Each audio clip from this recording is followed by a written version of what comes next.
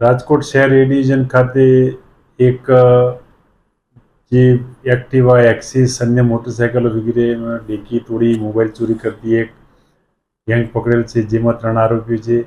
જે મહેરબાન police commissioner Shri Brijesh Kumar Jha સાહેબ તેમજ એડિશનલ પોલીસ કમિશનર શ્રી ચૈતન્ય માંડલિક સાહેબ તેમજ ડીસીપી શ્રી સુધીર કુમાર રાકેશ દેસાઈ સાહેબ વગેરે નાઓની સૂચના મુજબ રાજકોટ શહેરમાં બનતા ગરફોડ, ચોરી તેમજ અન્ય મિલકત સંબંધી ગુનાઓ ડિટેક્ટ કરવા માટે સૂચનાઓ વારંવાર આપેલ, જે અનુસંધાને આજરોજ એક ત્રણ ઈસમોને પકડેલ છે. જે ઈસમો મોટરસાયકલની ડેકી, એક્ટિવાની એક્સિસ વગેરેની ડેકીમાંથી મોબાઈલ ચોરતા પકડાયેલ, જે ગઈ તારીખ 30/6/2026ના રોજ મનહર પ્લોટ રોડ ખાતે એક એક્સિસ પાર્ક કરેલું, જે એક્સિસની ડેકીમાંથી 5 મોબાઈલ ચોરેલ, જે આજરોજ એ ડિવિઝન પોલીસ ખાતે એ ડિવિઝન પોલીસ ઇન્સ્પેક્ટર જેવી વાતિયા સાહેબ તેમજ સર્વેલન્સ સ્ટાફ વગેરે નાઓએ પકડેલ છે.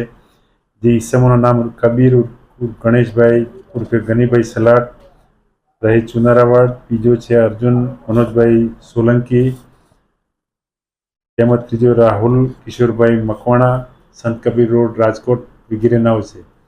આ 3 ઈસમો રિક્ષા લઈ અને કોઈ પાર્કિંગમાં પાર્ક કરેલ વાહનો હોય ટેકી એની તોડી અને એમાંથી કંઈ સામાન મળે કે અથવા કંઈ પણ મળે એ ચોરી કરવાની ટેવ ધરાવતા હતા. આ છેલ્લા 1 વર્ષથી આ લોકો ચોરી કરતા હતા અને તેના અગાઉના પણ ગુનાહિત ઇતિહાસ છે.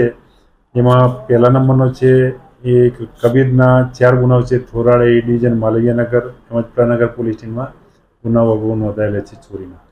આવા જે આ ચોરોને જે 3 પકડાયેલ છે ચોરી સમૂહને હાલમાં પૂછપરછ ચાલુ છે અને જે પણ કબૂલાત કરે તેવા જગ્યાના ત્યાંથી જે પણ ઈસમોની કોઈ બનાવ બનેલો હોય અથવા તેમની મોબાઈલ છે અન્ય કોઈ ચીજ વસ્તુઓ ચોરાયેલ હોય તે બાબતે પોલીસનો પણ સંપર્ક કરી શકે છે.